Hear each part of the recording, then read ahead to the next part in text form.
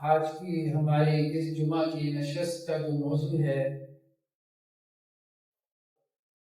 وہ رسول اللہ صلی اللہ علیہ وسلم کے ساتھی آپ صلی اللہ علیہ وسلم کے صحابہ کرام۔ قرآن مجید کے ایک نہیں 20 مقامات یہاں آپ صلی اللہ علیہ وسلم کے ساتھیوں کی شان بیان ہوتی ہے، ان کی عظمت اور فضیلت کا تذکرہ ہوتا ہے۔ کہیں پہ اللہ سبحانہ و تعالیٰ فرماتے ہیں لَقَدْ رَضِيَ اللَّهُ عَنِ الْمُؤْمِنِينَ إِذْ يُبَايِعُونَكَ تَحْتَ الشَّجَرَةِ، اللہ ان مومنوں سے راضی ہو گئے جو درخت کے نیچے آپ کے ہاتھ پہ بیعت کر رہے تھے۔ بیعت رضوان کی طرف اشارہ ہے۔ صلح حدیبیہ کے موقع پہ 1400 صحابہ نے آپ صلی اللہ علیہ وسلم کے ہاتھ پہ بیعت کی۔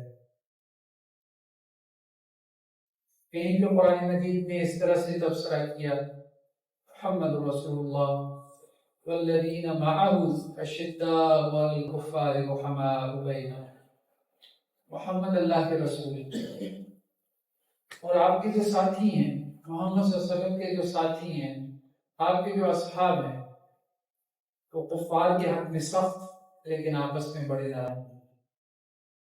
اے نبی صلی اللہ علیہ وسلم، آپ دیکھیں گے کہ ان کی پیشانیوں پہ آپ کو سجدوں کے نشانات دکھائی دیں اور ہر وقت وہ اللہ کو راضی کرنے میں لگے رہتے ہیں۔ اور ان اصحاب کی مثال اللہ نے تورات میں بھی بیان کی، انجیل میں بھی بیان کی، اور خود قرآن میں بھی اللہ نے ان کی مثالیں بیان کی۔ تو نبی کریم صلی اللہ علیہ وسلم کے ساتھیوں کی بڑی شان ہے، بہت عظمت ہے، بہت فضیلت ہے۔ ایک اور جگہ پہ سورہ حدید میں اللہ سبحانہ و تعالیٰ نے فرمایا کہ اس میں کوئی شک نہیں کہ صحابہ میں بھی درجات ہیں، ان میں بھی گریڈز ہیں۔ جیسے سارے مسلمان برابر نہیں، اسی طرح سے سارے صحابہ بھی برابر نہیں۔ لیکن قرآن نے ایک جگہ پہ سورہ حدید میں تبصرہ کرتے ہوئے فرمایا کہ وہ لوگ جو فتح مکہ سے پہلے ایمان لے کے آئے، وہ جنہوں نے اللہ کے راستے میں قتال کیا، یعنی آج ہجری سے پہلے، اور وہ جو فتح مکہ کے بعد ایمان لے کے آئے اور انہوں نے اللہ کے راستے میں قتال کیا، دونوں برابر نہیں۔ لیکن وَكُلًّا وَعَدَ اللَّهُ الْحُسْنَىٰ، اللہ نے دونوں سے جنت کا وعدہ کر رکھا ہے، دونوں سے جنت کا وعدہ، تو اس میں تو کوئی شک نہیں۔ اللہ کے رسول صلی اللہ علیہ وسلم، بلکہ حضرت عبداللہ ابن عمر رضی اللہ عنہ کہتے ہیں، صحیح بخاری کی روایت ہے کہ آپ صلی اللہ علیہ وسلم کے زمانے میں سب سے افضل حضرت ابوبکر رضی اللہ عنہ کو سمجھتے تھے، اس کے بعد حضرت عمر کو، پھر حضرت عثمان کو رضی اللہ عنہ، اور یہ سب آپ صلی اللہ علیہ وسلم کی موجودگی میں ہوتا تھا اور آپ صلی اللہ علیہ وسلم اس پہ خاموش رہتے تھے۔ گریڈیشن ہے صحابہ، درجات ہیں، سب صحابہ برابر نہیں، یہ بات ٹھیک۔ 10 صحابہ ایسے ہیں جنہیں ہم کہتے ہیں عشرہ مبشرہ ہیں، ان کو جنت کی بشارت دنیا میں دے دی ہے۔ خلفائے راشدین ہیں، 4 ہیں، حضرت ابوبکر اور عمر، حضرت عثمان و علی، پھر ان کے بعد عشرہ مبشرہ ہیں، پھر اس کے بعد غزوہ بدر جس میں 313 یا 314 صحابہ تھے۔ اللہ کے رسول صلی اللہ علیہ وسلم نے فرمایا کہ اللہ سبحانہ و تعالیٰ نے ان کو بھی جنت کی بشارت۔ پھر صلح حدیبیہ کے صحابہ ہیں، 1400 صحابہ ہیں۔ تو صحابہ کے اندر گریڈیشن ہے، درجات ہے، لیکن یہ ہے کہ قرآن اس معاملے میں بالکل واضح ہے کہ جب وہ آپ صلی اللہ علیہ وسلم کے ساتھیوں کا تذکرہ کرتا ہے تو سب کو جنتی قرار دیتا ہے، سب کے بارے میں ایک ہی سٹیٹمنٹ جاری کرتا ہے کہ سب اللہ کے ہاں، ان کی جو مساعی ہے، ان کی جو ایفرٹ ہے، ان کی جو کوششیں ہیں، وہ اللہ کے ہاں مقبول ہے، ایکسپٹڈ ہے۔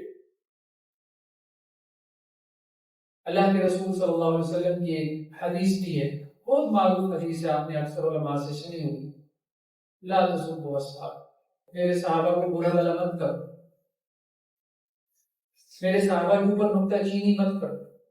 اللہ کی قسم، جو بعد میں آنے والے ہیں اگر وہ بہت پہاڑ کے برابر سونا بھی خرچ کریں گے تو ان کے ایک مٹھی گندم اللہ کے راستے میں خرچ کرنے کے جو اجر ہے، جو ثواب ہے، اس کے برابر نہیں پہنچ پائے۔ تو شروع میں اللہ کے رسول صلی اللہ علیہ وسلم جب تنے تنہا کھڑے ہوئے، جن لوگوں نے آپ صلی اللہ علیہ وسلم کا ساتھ دیا، تو ان کی دین اسلام کی بڑی قربانیاں ہیں۔ اللہ سبحانہ و تعالیٰ نے بھی اب بہت سے ہمارے ہاں لوگ یہ کہتے نظر آتے ہیں کہ دیکھیں قرآن مجید میں غزوہ احد کا بھی بیان ہے، ٹھیک ہے، قرآن مجید میں غزوہ احد کا تذکرہ ہے۔ اب غزوہ احد کا بیان کر دیا قرآن نے، صحابہ کرام کو ڈانٹ بھی پلا دی، ڈانٹ پلا دی، لیکن ہم یہ کیوں نہیں سوچتے کہ ڈانٹ پلانے والا کون ہے؟ اللہ سبحانہ و تعالیٰ۔ صحابہ کرام ہمارے لیے صحابہ ہیں، اللہ کے لیے تو اس کے عاجز بندے ہیں۔ تو اللہ کے اپنے بندوں کے ساتھ جو تعلق ہے، ضروری نہیں کہ میرا بھی وہی ہو۔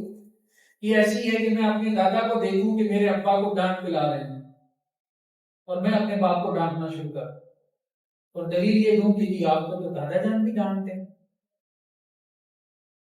ہر بندے کا ایک مقام ہے، ایک مرتبہ ہے، اس سے اس کے مقام اور مرتبے اور اس کی حیثیت کے مطابق سوال کیا ہے۔ تو بہرحال ہمارے جو مہمان ہیں انہوں نے خاص طور پہ اس خواہش کا اظہار کیا کہ یہاں ہماری مسجد میں نوجوان ساتھی ہیں، اور خاص طور پہ جو ینگ جنریشن ہے وہ سوشل میڈیا پہ، یوٹیوب پہ، فیس بک کے اوپر، انسٹا پہ، تو مطلب یہ سب چیزیں آپ سمجھ لیں کہ فرض ہو گئی ہیں۔ ہر ایک بچے کے پاس اسمارٹ فون ہے، وہ اس کے اوپر بیٹھتے ہیں، بہت ساری باتیں سنتے ہیں، بہت سے یوٹیوبرز ہیں، سیلیبریٹیز ہیں، ان کو سنتے ہیں، ان سے متاثر ہو جاتے ہیں، ان کے ذہنوں میں کوئی ڈاؤٹس پیدا ہو جاتے ہیں، تو بہت سی کیوریز آتی ہیں، ہمارے پاس سوالات آتے ہیں۔ تو آپ کوئی جمعہ کی نشست میں ایسا موضوع اس کا انتخاب کریں کہ جس سے ہمارے نوجوانوں کے یوتھ کے کچھ اشکالات وغیرہ بھی دور ہوں، یعنی وہ چیزیں ریلیٹ کریں ان کے ساتھ۔ کیونکہ عام طور پہ ہوتا یہی ہے کہ مولوی صاحب سے ایک شکوہ یہ بھی ہوتا ہے کہ جب ہم مسجد میں جاتے ہیں تو مولوی صاحب یا تو آسمان سے اوپر کی بات کرتے ہیں یا زمین سے نیچے کی، یعنی یا تو ہمیں قبر کی باتیں سناتے ہیں یا جنت کی باتیں سناتے ہیں، تو درمیان میں یہ تو سارا خلا ہے، اس کی کبھی بات سننے کو نہیں ملی کہ باہر کیا ہو رہا ہے۔ تو یہ بات کسی حد تک آپ کہہ لیں کہ درست ہو سکتی ہے۔ تو یہ جو ایک گیپ ہے اس کو بھی برج کرنے کی ضرورت ہے۔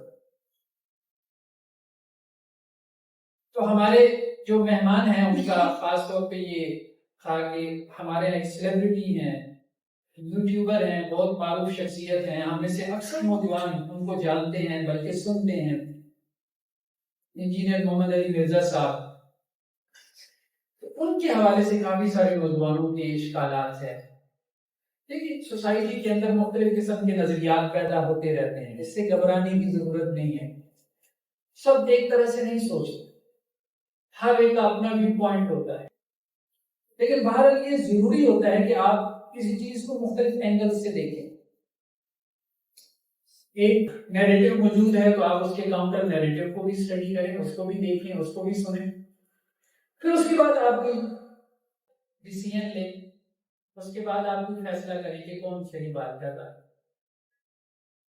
میرا انجینئر صاحب سے جو تعارف ہے وہ تقریباً 4 سال پہلے ہوا، وہ بھی اس طرح سے کہ آپ کی طرح ایک ینگ ہمارے دوست تھے، وہ میرے پاس آ گئے، ان کے ہاتھ میں ایک کتابچہ تھا، اس کتابچے کا نام تھا واقعہ کربلا کا حقیقی پس منظر، 72 صحیح الاسناد احادیث کی روشنی میں۔ مجھے کہنے لگے حافظ صاحب یہ کتابچہ پڑھ کے میں پریشان ہو گیا ہوں، تو آپ اس کو پڑھیں، اور پھر میں نے آپ کے ساتھ ایک نشست رکھنی ہے، ایک سیٹنگ رکھنی ہے، اور میرے کچھ کوشچنز ہیں وہ میں آپ سے پوچھوں گا۔ میں نے کہا ٹھیک ہے، آپ مجھے کتاب دے دیں، بہت سارے لوگ آتے ہیں کتابیں لے جاتے ہیں، میں نے وہ کتاب سائڈ پہ رکھ دی، دنیا میں اور بہت سے کام ہے، صحیح بات ہے۔ وہ پھر مجھے ریمائنڈ کروائے حافظ صاحب آپ کو ایک کتابچہ دیا تھا، آپ نے پڑھا نہیں پڑھا؟ میں نے کہا یار نہیں، میں نے نہیں پڑھا۔ اچھا یار پڑھ لوں گا، ٹھیک ہے۔ پھر 2 ہفتوں بعد ان کا ریمائنڈر آ جائے حافظ صاحب میں نے آپ کے پاس آنا ہے، آپ نے کتابچہ پڑھا ہے، میں پریشان ہوں۔ اچھا یار پڑھ لیں گے، اتنی کیا جلدی ہے۔ ایک دفعہ ہم سفر پہ تھے، جیسے آج ہم لاہور سے، تو وہ کتابچہ میں نے پکڑ لیا، میں نے کہا چلیں راستے سفر میں دیکھتے ہیں کیا کیا لکھا ہو۔ وہ کتابچہ میں نے سارے راستے پڑھنا شروع کر دیا۔ جب میں نے اس کے 2 صفحے پڑھے تو مجھے لگا کہ نہیں یار یہ تو بہت اہم موضوع ہے، بہت اہم ٹاپک ہے، تو میں نے پینسل نکالی اور وہ 5-6 گھنٹے لگائے، اور اس کے اوپر میں نے نشانات لگا دیے، وہ ابھی بھی میرے گھر میں پڑا ہوگا۔ اس کے فوراً بعد میں نے اس کو فون کیا دوست کو، میں نے کہا آ جاؤ۔ کہتا کیا ہوا؟ میں نے کہا میں نے کتابچہ پڑھ لیا۔ کہتا نہیں ابھی ٹائم نہیں ہے۔ میں نے کہا نہیں آپ مجھے سکون نہیں ہے، آپ تم آ جاؤ۔ ٹھیک ہے، جب تک میں نے نہیں پڑھا تھا مجھے نہیں پتا تھا کہ یہ کیا ہے. اب میں نے پڑھ لیا تو اب تو آج میں نے کہا یار اس بندے کے پاس جانا چاہیے جس بندے نے یہ کتابچہ لکھا ہے. آپ ان کو جانتے ہو؟ اس نے کہا میں تو نہیں جانتا، ایک اور دوست جانتا ہے. میں نے کہا آپ رابطہ کریں، ہمیں ان کے پاس جانا چاہیے. ہم ان کے ساتھ ایک کوشچن آنسر سیشن رکھتے ہیں، ہم اس کو مزید ان سے سمجھنے کی کوشش کرتے ہیں. خیر بہرحال وہ ہمارے درمیان میں ایک دوست پڑے، کوئی 3 مہینے رابطہ ہوتا رہا انجینئر صاحب سے، اور ہم بالآخر جہلم میں ان کی اکیڈمی پہنچ گئے. ملاقات رہی ہماری، ہم وہاں 5-7 گھنٹے رہے، اچھی نشست رہی. اب مسئلہ کیا ہے؟ بہت سے لوگ مجھ سے پوچھتے ہیں کہ حافظ صاحب مسئلہ کیا ہے جو آپ کو بنیادی طور پہ نظر آتا ہے؟ تو وہ میں نے وہاں ان کی اکیڈمی میں جا کے ان سے بھی عرض کیا تھا کہ آپ کی کتابچے میں مجھے یہ مسئلہ نظر آتا ہے، اور اس کا ان کے پاس کوئی آنسر نہیں. میں وہی مسئلہ آپ کے سامنے رکھ دیتا ہوں. آپ کو کتابچہ نیٹ کے اوپر اویلیبل ہے، ان کا بہت معروف کتابچہ ان کی ویب سائٹ پہ اویلیبل ہے، گوگل پہ لکھیں آپ کو مل جائے گا. واقعہ کربلا کا حقیقی پس منظر 72 صحیح الاسناد احادیث کی روشنی. اس کتابچے کا موضوع تھا خلافت و ملوکیت، یعنی ہمارے یہاں خلافت کیسے ملوکیت کے اندر، بادشاہت کے اندر، منارکی کے اندر کنورٹ. ہمارا یہ جو سسٹم تھا، جو اسٹیٹ کا اسٹرکچر تھا، کیسے یہ ڈکلائن کی طرف. یہ ہسٹری کا ایک موضوع ہے کہ بڑی بڑی سیولائزیشن تہذیبیں دنیا میں آئیں، رومنز آئے، گریکس آئے. آج گریک کو کوئی جانتا ہی نہیں ہے، یونانیوں کو آج کون جانتا ہے؟ کبھی اسکندر اعظم تھا یہاں، بڑے صغیر پاک و ہند تک پہنچا ہوا تھا دنیا کو پتہ کرتے کرتے. آج یونان کو کوئی جانتا ہی نہیں، یونان کہاں ہے؟ آج رومنز کو کوئی جانتا ہی نہیں، اٹلی کے اندر ایک چھوٹا سا شہر ہے. تو بڑی بڑی تہذیبیں پیدا ہوئی دنیا میں آہستہ آہستہ زوال کا شکار. تو یہی ہسٹری کا ایک موضوع ہے کہ بڑی بڑی تہذیبیں، تمدن کیوں ڈکلائن کا شکار کیوں ہو جاتے ہیں. تو یہ ایک ٹاپک ہے خلافت سے ملوکیت. اس میں مولانا مودودی علیہ الرحمٰن نے بھی گفتگو کی اپنی کتاب خلافت و ملوکیت میں، اس میں بھی اس پہ گفتگو کی. تو میں نے انجینئر صاحب کو یہ بات کی، میں نے کہا دیکھیں آپ کا یہ کوئی 32 پیجز کا یہ کتابچہ ہے، اور اس میں آپ نے کتابچے کا آغاز جس آیت سے کیا ہے وہ پڑھ کے میں ہل گیا. اچھا وہ آیت کیا ہے؟ کہ جو لوگ اللہ کی آیات کو چھپاتے ہیں تو ان کے اوپر لعنت. اسی طرح کی حدیث بھی آتی ہے کہ جو اللہ کی آیات کو چھپائے گا تو اس عالم دین کو قیامت والے دن جو ہے وہ آگ کی لگام پہنائی جائے گی. اب اس سے اس کتابچے کا آغاز ہو رہا ہے، اور تھیسس یہ کنسٹرکٹ کیا جا رہا ہے کہ علماء جو ہے وہ بہت سی باتیں چھپا رہے تھے، ممبر پہ بیان نہیں کر رہے تھے. تو میں نے آ کے لوگوں کے سامنے وہ باتیں جو کہ علماء نے چھپائی تھی وہ میں نے بیان کرنا شروع کر دیا. تو یہ سب چونکہ خائن ہیں، کرپٹ ہیں، کرپشن کر رہے ہیں، علماء یہود کا کردار ادا کر رہے ہیں، اور میں لوگوں کے سامنے حقائق اور ریالٹی کا. تو یہ اس کتابچے کا سٹارٹ ہے. آپ وہ کتابچہ ڈاؤن لوڈ کریں، پہلی آیت یہی ہے، پہلی حدیث یہی ہے کہ اللہ کی آیات. میں نے کہا یہ تو بہت اچھا جو ہے وہ ایک ہمیں کرائٹیریا مل گیا. اسی کرائٹیریا کے اوپر ہم اس کتابچے کو دیکھیں. اگر اس کتابچے کے آثر میں کوئی بات نہیں چھپائی تو اس کا مطلب یہ ہے کہ یہ بندہ سچا ہے، یہ بندہ کھرا ہے، اور اس کو فالو کرنا چاہیے، اور ہمیں لوگوں کو کہنا چاہیے اس کو فالو کریں. اور اگر اس بندے نے بھی ون سائیڈڈ گفتگو کی ہے، بہت سی چیزوں کو چھپا لیا ہے، وہی کام جس کا الزام یہ دوسروں کو دے رہا ہے، اس آثر نے بھی وہی کام کیا ہے، پھر یہ دوسروں جیسا ہے تیسرا انہی میں سے ایک ہے جن کو یہ بلیم کر رہا ہے. تو میں نے انجینئر صاحب کو جا کے یہ ساری باتیں ان کے منہ کے اوپر کہی. کہتے ہیں میں نے کیا چھپایا؟ میں نے کہا آپ کی اس کتاب کا موضوع تھا خلافت و ملوکیت. آپ نے ڈھونڈ ڈھونڈ کے خلافت و ملوکیت کے حوالے سے جتنی روایتیں تھیں آپ ڈھونڈ ڈھونڈ کے لائیں، ڈھونڈ ڈھونڈ کے لائیں. وہ بھی جو ضعیف تھی، جن کو علماء کہہ رہے تھے یہ ویک رپورٹس ہیں، ناقابل بیان ہیں، وہ بھی آپ نے یہاں بیان کرنی. میرا یہ ایشو نہیں ہے کہ آپ نے وہ تو بعد میں آئیں گے نا. اس میں وہ روایات جو خلافت و ملوکیت کے موضوع پہ تھی لیکن آپ کے تھیسس کو سپورٹ نہیں کر رہی تھی، آپ کی جو بیان ہے، آپ کا جو سٹانس ہے اس کے اگینسٹ جا رہی تھی، آپ نے وہ یہاں نہیں بیان کی. کہتے ہیں کون سی حدیث نہیں بیان کی؟ میں نے کہا دیکھیں سب سے اتھینٹک ترین خلافت کے موضوع پہ جو حدیث ہے، سب سے مستند ترین، وہ صحیح بخاری کی اور صحیح مسلم کی. وہ دونوں حدیثیں یہاں پر نہیں، صحیح بخاری والی بھی نہیں ہے، صحیح مسلم والی بھی نہیں. صحیح بخاری کی روایت نہیں ہے کہ آپ صلی اللہ علیہ وسلم نے فرمایا میرے بعد بہت سے خلفاء آئیں گے، بہت سے خلفاء آئیں گے. اور صحیح مسلم کی روایت میں ہے کہ آپ صلی اللہ علیہ وسلم نے فرمایا کہ 12 خلفاء آئیں گے. میں نے کہا یہ دونوں حدیثیں یہاں پر نہیں ہیں، آپ کی کتابچے میں نہیں ہے. کیوں نہیں؟ آپ نے یہ سٹانس لیا کہ علماء حق بات چھپا رہے ہیں، حدیثیں چھپا رہے ہیں، تو آپ نے اس موضوع پہ کتابچہ لکھا، تو آپ نے یہ حدیثیں خلافت و ملوکیت والی کیوں نہیں بیان کی؟ کہنے کہ میں نے فلاں ویڈیو میں بیان کر دی، یہ روایت میں نے فلاں ویڈیو میں بیان کی. میں نے کہا دیکھیں بات یہ ہے، یہ آپ عام آدمی کو یہ کہہ کے مطمئن کر سکتے جو حدیثیں یہاں پہ آپ نے بیان کی ہیں کتاب میں، یہ آپ ویڈیو میں بیان کر دیتے، اور جو میں کہہ رہا ہوں وہ آپ اپنے کتابچے میں لکھ دیتے، تو آپ کا ریڈر اس بات تک پہنچتا جس تک آپ اس کو پہنچانا چاہ رہے ہیں. تو اس کے تو یہی بات ہے کہ ہمارے ہاں ایک بندہ دوسروں کو الزام دیتا رہتا ہے کہ بھئی انہوں نے یہ کام کیا، انہوں نے یہ کام کیا، لیکن خود جب آپ اس کی ریسرچ اٹھا کے دیکھتے ہیں تو وہ بھی آپ کو ون سائیڈڈ ملتی ہے. آپ یوں نہیں کہہ سکتے کہ ٹھیک ہے جی اس نے جھوٹ بولا، ہم یہ نہیں کہیں گے، لیکن ہم یہ کہہ سکتے ہیں کہ آدھا سچ بولا. اس موضوع کے اوپر ساری روایتیں بیان نہیں. تو اس لیے بہت ضروری ہو گیا ہے کہ جب بھی آپ کسی موضوع کے اوپر، ٹھیک ہے ہمارے ہاں کوئی وقت تھا کہ ہماری جو یوتھ یا ہماری جو نوجوان نسل تھی وہ محلے کے مسجد کے مولوی صاحب کے پاس چلے جاتے تھے، کوئی مسئلہ انہیں پوچھنا ہوتا تھا، ابا سے پوچھ لیتے تھے، ٹھیک ہے. تو اب سب سے پہلے کیا کرتے ہیں، وہ تو مولانا گوگل سے پوچھتے ہیں، وہ مطلب جو بھی یوٹیوب کے اوپر چلے جائیں گے، ہاں کوئی ویڈیو مل جائے بس، ٹھیک ہے. تو اب ظاہری بات ہے سب سے بڑا عالم تو اس وقت سوشل میڈیا بنا ہوا ہے. میں نے ابھی پچھلے دنوں ایک ویڈیو چڑھائی اور اس میں نے حدیث کی ایک عبارت کی، اس کا ترجمہ کیا، ٹھیک ہے. میں نے ماسٹرز کیا ہوا ہے عربک میں پنجاب یونیورسٹی سے، میں نے درس نظامی کیا ہوا ہے، وہ 8 سال کا جو ہمارا عالم کورس ہوتا ہے، میں نے پی ایچ ڈی کی ہوئی ہے. اچھا وہ میں نے حدیث کا ترجمہ کیا تو نیچے ایک نوجوان جو ہے وہ کمنٹ کرتا ہے، کہتا ہے یہ جو ترجمہ یہ غلط ہے. میں نے کہا کیسے غلط ہے؟ کہتا ہے میں نے گوگل میں ڈالا ہے اور گوگل اس کا یہ ترجمہ نہیں کر رہا جو آپ کر رہے ہیں. میں نے کہا دیکھو جب گوگل پیدا بھی نہیں ہوا تھا، اس وقت سے میں عربی زبان پڑھا رہا ہوں، مجھے 25 سال ہو گئے عربی پڑھاتے ہوئے. تو گوگل کو میرے پاس آنا چاہیے یہ سمجھنے کے لیے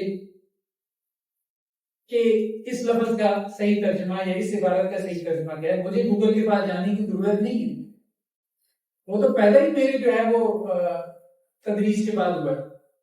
تو ہمارے ہاں اب یہ ٹرسٹ بہت زیادہ ڈیولپ ہو گیا ہے، مطلب ان چیزوں کے اوپر، آئی ٹی کے اوپر، سوشل میڈیا کے اوپر. اب لوگوں کے لیے یہ چیز دلیل بن جاتی ہے، اچھا جی وہ دلیل کیا، وہ فلاں صاحب بہت بڑے عالم ہیں، فلاں صاحب بہت بڑے عالم ہونے کی ڈیفینیشن کیا ہے، وہ ٹیلی ویژن پہ آتے ہیں. بہت بڑے علامہ صاحب ہونے کی دلیل یہ ہے کہ وہ ٹیلی ویژن پہ آتے ہیں، وہ اسکرین پہ آتے ہیں. تو اب یہ سوشل میڈیا کی وجہ سے ہمارے ہاں عجیب و غریب قسم کے افکار، عجیب و غریب قسم کے نظریات بہت زیادہ پھیلنا شروع ہو گئے، بہت زیادہ. اور عام لوگ جو ہوتے ہیں وہ حق بات کو پہچان نہیں پاتے. مثال کے طور پہ انجینئر صاحب نے اپنے اسی کتابچے کے اندر ایک روایت بیان کی، وہ روایت سنن ابی داؤد کی روایت ہے، آپ جا کے اس کو دیکھیے گا، جس کا نمبر انہوں نے بیان کیا 4656. حضرت عمر رضی اللہ عنہ کی ملاقات ہوئی ایک پادری سے. حضرت عمر نے اس سے پوچھا پادری سے کہ تمہاری کتاب میں یعنی کتاب مقدس میں تورات میں میرا ذکر ہے؟ اس نے کہا جی ہاں ہے. تو حضرت عمر نے کہا میرا ذکر کس انداز میں ہے؟ اس نے کہا آپ کا ذکر ایک اچھے الفاظ کے ساتھ ہے کہ ایک عادل حکمران ہوگا. تو حضرت عمر رضی اللہ عنہ نے کہا اچھا میرے بعد جو آئے گا، اب ان کے بعد کون آئے؟ حضرت عثمان. میرے بعد جو آئے گا اس کا ذکر تمہاری کتاب میں ہے؟ تو اس پادری نے کہا جی اس کا ذکر بھی ہماری کتاب میں ہے. تو حضرت عمر نے کہا کہ اس کے بارے میں تمہاری کتاب میں کیا لکھا ہے؟ تو پادری نے کہا کہ ہماری کتاب میں آپ کے بعد جو آئے گا اس کے بارے میں لکھا ہے کہ وہ اپنے رشتہ داروں کو نوازے گا. بات سمجھ بات کہاں جا رہی ہے؟ حضرت عثمان رضی اللہ عنہ کے حوالے سے بات کہاں جا رہی ہے؟ اب عام آدمی کو آپ کیا تاثر دے رہے ہیں کہ سنن ابی داؤد میں یہ حدیث ہے، ٹھیک ہے، حدیث کی کتاب میں یہ بات لکھی ہوئی ہے، لیکن آپ اس کے کانٹینٹ پہ غور کریں تو وہ کس کی بات ہے؟ حدیث کس کی بات ہوتی ہے؟ رسول اللہ صلی اللہ علیہ وسلم. عام آدمی کا اللہ کے رسول صلی اللہ علیہ وسلم کی بات کو حدیث کہتے ہیں. ٹھیک ہے، یہاں پہ کیا ہے کہ ایک پادری کے ساتھ حضرت عمر کی ملاقات ہوئی اور اس پادری کے ساتھ ان کی ایک کنورسیشن ہوئی اور اس پادری نے ایک کمنٹ کیا کہ جی ہماری کتاب میں آپ کے بعد جو آنے والا خلیفہ اس کے بارے میں یہ لکھا ہے کہ وہ رشتہ داروں کو نوازے گا. اچھا، جس کتاب میں لکھا ہوا وہ کتاب قرآن اس کے بارے میں کیا کہتا ہے کہ اس کتاب میں تحریف ہو چکی ہے. ٹھیک ہے، انہوں نے اپنی کتابوں میں کیا کی تحریف کر. اب آپ عام آدمی کو کیا تاثر دیتے ہیں؟ دیکھیں جی حدیث کی کتابوں میں لکھا ہوا ہے حضرت عثمان کے بارے میں، ہم تو لوگوں کو حدیثیں سنا رہے ہیں اور آپ ہمیں منع کیے جا رہے ہیں کہ ہم لوگوں کو حدیثیں نہ سنائیں. تو محدثین نے یہ حدیثیں کیوں بیان کی؟ ٹھیک ہے، محدثین نے حدیثیں بیان کی ہیں، لیکن محدثین نے جس طرح سے بیان کی آپ اس طرح سے بیان نہیں کرتے. آپ لوگوں کو پوری بات نہیں بتاتے، آپ یہ تاثر دیتے ہیں کہ یہ چیز حدیث میں آ گئی، گویا کہ وہ اس کو اللہ کے رسول صلی اللہ علیہ وسلم کی بات سمجھ لیتے ہیں. اور سب سے اہم بات یہ ہے کہ یہ جو حدیث ہے، اس حدیث کے بارے میں علامہ البانی علیہ رحمہ کہتے ہیں کہ یہ ضعیف حدیث ہے.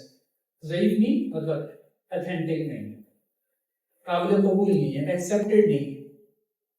ایک اور بہت بڑے حدیث کے جو عالم ہیں شیخ شعیب ارناؤط، وہ بھی کہتے ہیں یہ حدیث ایتھینٹک نہیں. دلی سے سنن ابی داؤد پبلش ہوتی ہے، وہاں پہ ریسرچرز کی ایک ٹیم ہے جنہوں نے سنن ابی داؤد کی ہر حدیث کے اوپر تحقیق کی. وہ کہتے ہیں یہ حدیث ایتھینٹک نہیں ہے. اب آپ کیا کر رہے ہیں؟ آپ اپنے کتابچے میں اس کو لکھ رہے ہیں، بیان کر رہے ہیں، لوگوں کو تاثر یہ جا رہا ہے کہ حدیثوں میں یہ بات آئی ہے کہ حضرت عثمان رضی اللہ عنہ معاذ اللہ خیانت کرتے تھے، اور ان کے زمانے سے گویا کہ وہ سسٹم گرنا شروع ہوا اور خلافت سے ملوکیت کی طرف سفر شروع ہوا. حدیثیں سنانے سے کوئی منع نہیں کرتا، لیکن حدیثیں جس طرح سے بیان ہوئی آپ اس طرح سے بیان کریں. جو چیز ہے، لیکن حدیث کی کتابوں میں سب کچھ موجود ہے، سب کچھ موجود ہے. ایک سمپل سی بات ہے، بہت ہی سادہ سی بات، میں مثال دے، ہمارے پاس قرآن مجید ہے. قرآن مجید ہم کہتے ہیں جو ماں بہن دفعتین دو گتوں کے درمیان قرآن مجید. اب قرآن مجید میں آپ شروع میں دیکھتے ہیں اسماء الحسنہ لکھی ہوئی، لیکن اللہ کے 99 یہ کیا قرآن کا حصہ نہیں؟ اللہ کے رسول صلی اللہ علیہ وسلم کے 99 نام لکھے ہوتے ہیں، ٹھیک ہے، وہ قرآن کا حصہ نہیں. اسی طرح آخر میں ختم قرآن، دعائے ختم قرآن لکھی ہوتی ہے، وہ قرآن کا حصہ نہیں. اس کے علاوہ وہاں رموز و اوقاف کی لمبی فہرست کے یہ رمز ہو تو یہاں پہ وقف کرنا ہے، وہ قرآن کا حصہ نہیں. پھر 2 قاری صاحبان کے سرٹیفکیٹ ہوتے ہیں، ٹھیک ہے جی میں نے حرف بحرف اس کو پڑھا، یہ اللہ نے نازل کیے نہیں. تو خود قرآن کے اندر بہت سی ایسی چیزیں ہم ان کو قرآن نہیں سمجھتے.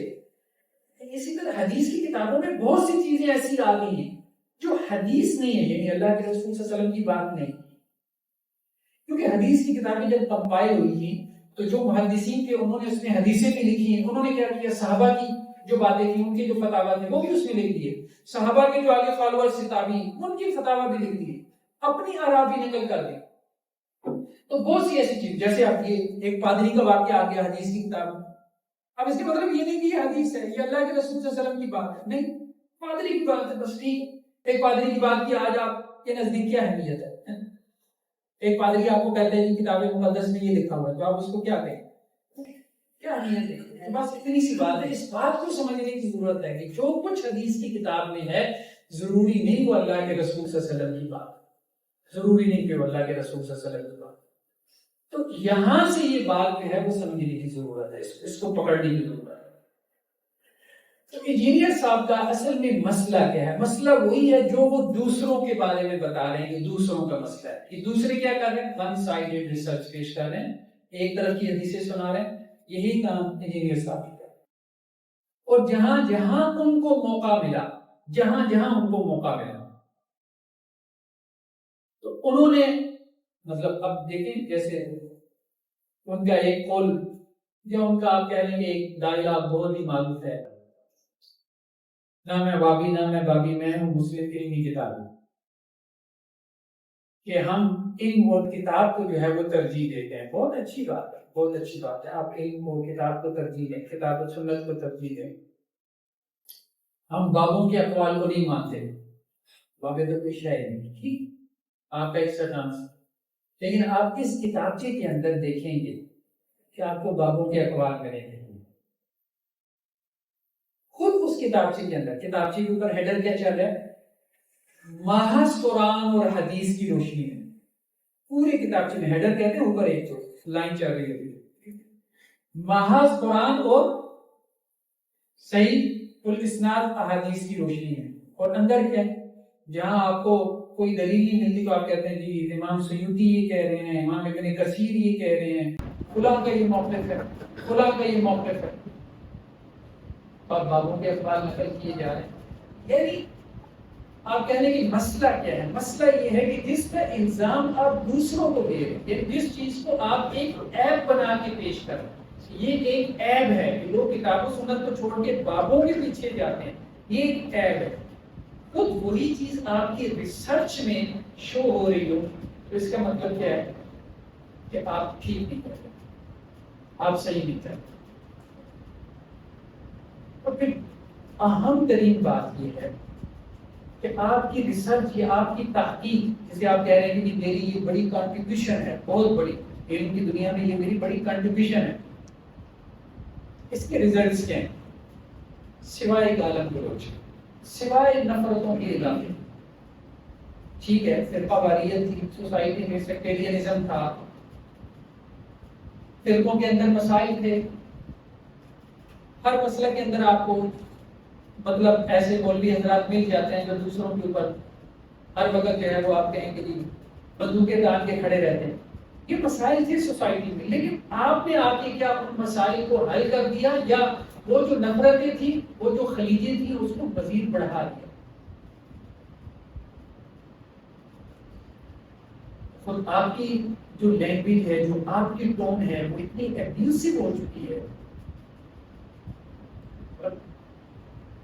ابھی پچھلے دنوں اہل حدیث کے ایک بہت بڑے عالمین تھے شاہ الحق قصری حافظہ اللہ تعالی، بزرگ باغی آدمی ہیں، سفید داڑھی ان کے، ساری زندگی ان کی حدیث کے پڑھنے پڑھانے میں گزری.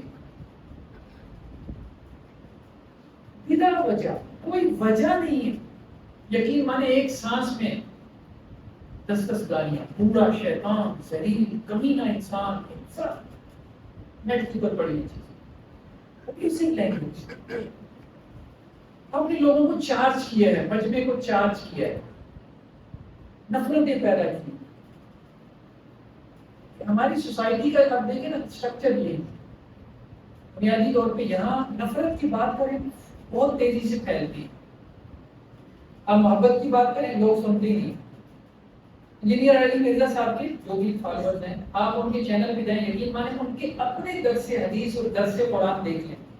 انجینئر صاحب کی دی ہوئی ہے درس قرآن، اس کی ویو شپ دیکھیں، کچھ بھی نہیں.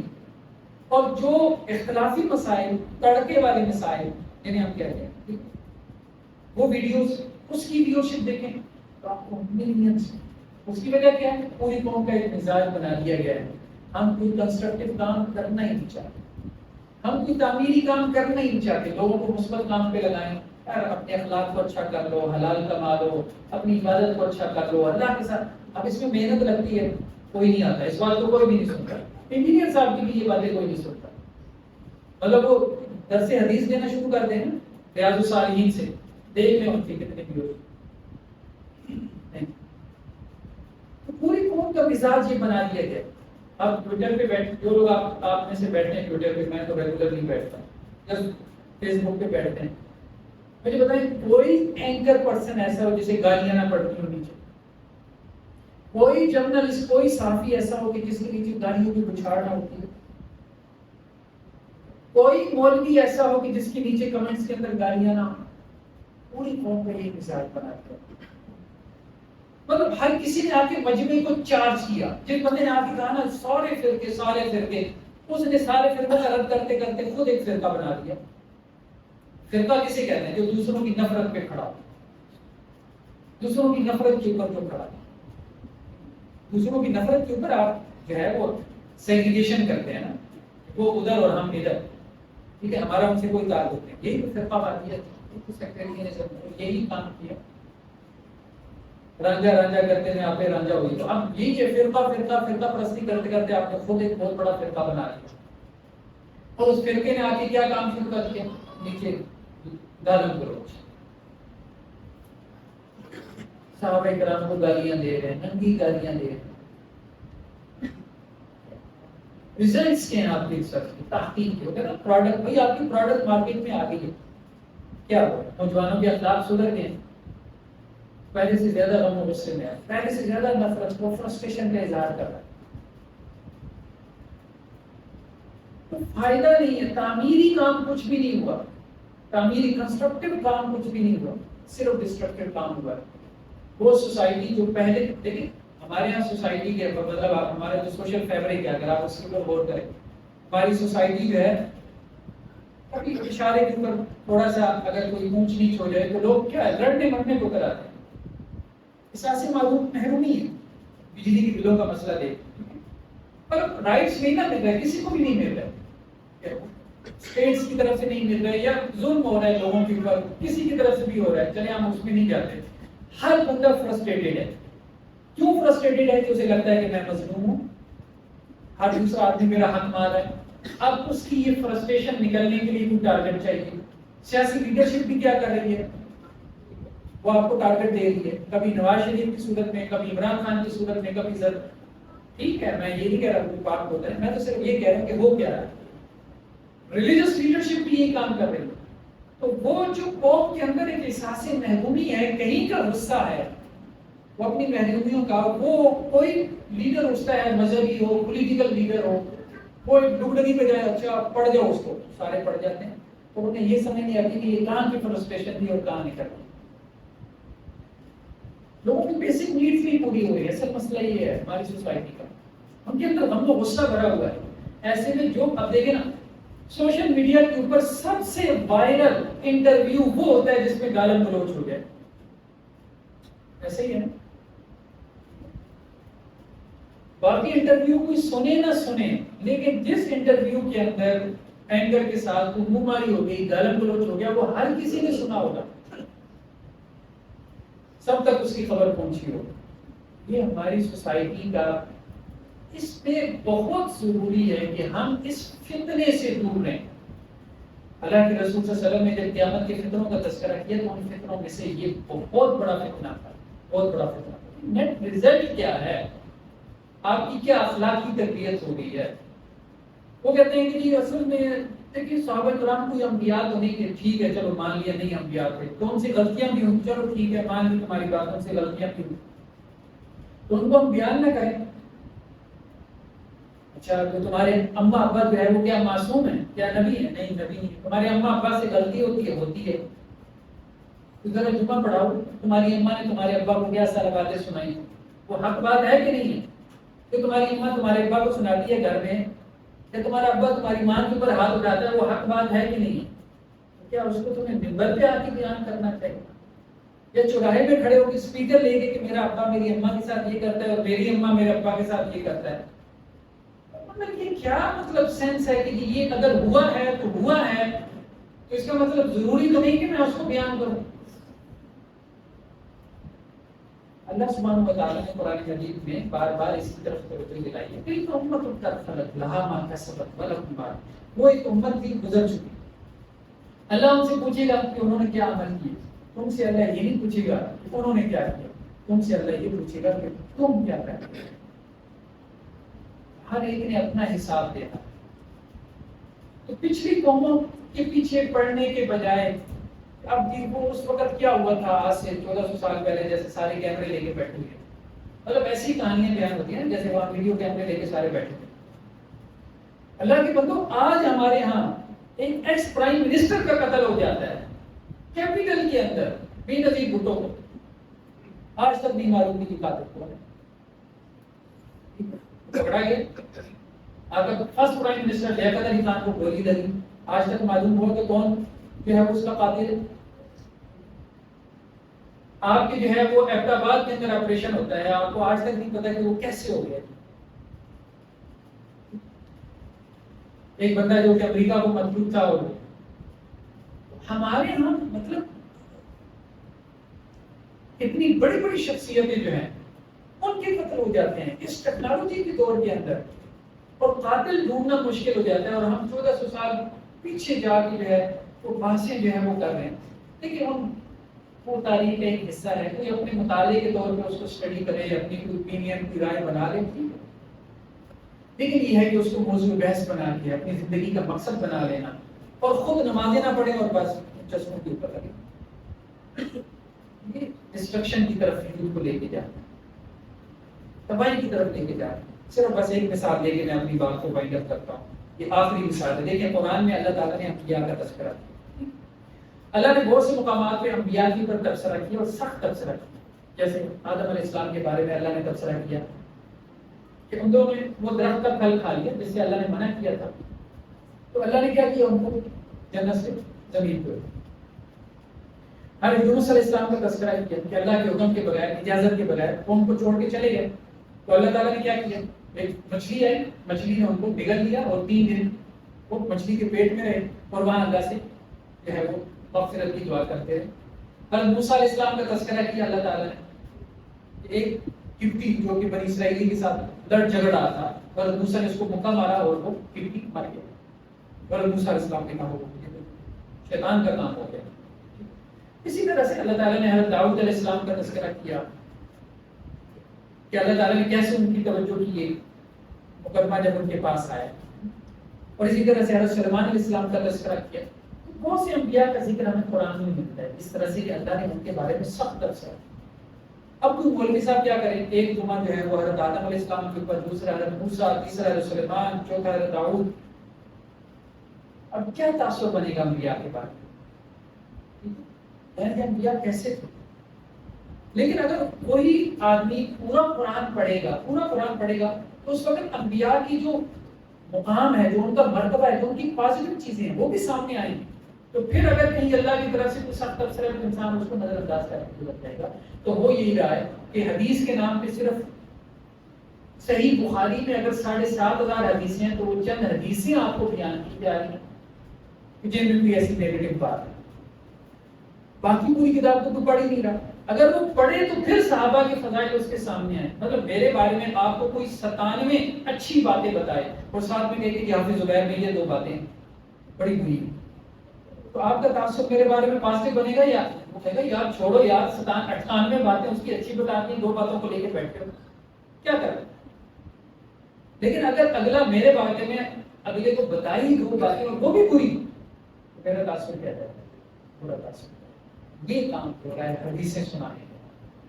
لوگ حدیث کی کتابیں پڑھ ہی نہیں، پوری کتاب کون پڑھتا ہے، کوئی بھی نہیں پڑھتا. تو اگر ہمیں کتاب و سنت کے ساتھ جڑنا ہے تو ہمیں پورے طور پہ اس کے ساتھ جڑنا ہے. اللہ سے دعا ہے کہ اللہ تعالیٰ جو باتیں کہی ہیں سنی ہیں ہمیں اس پہ عمل بھی کریں.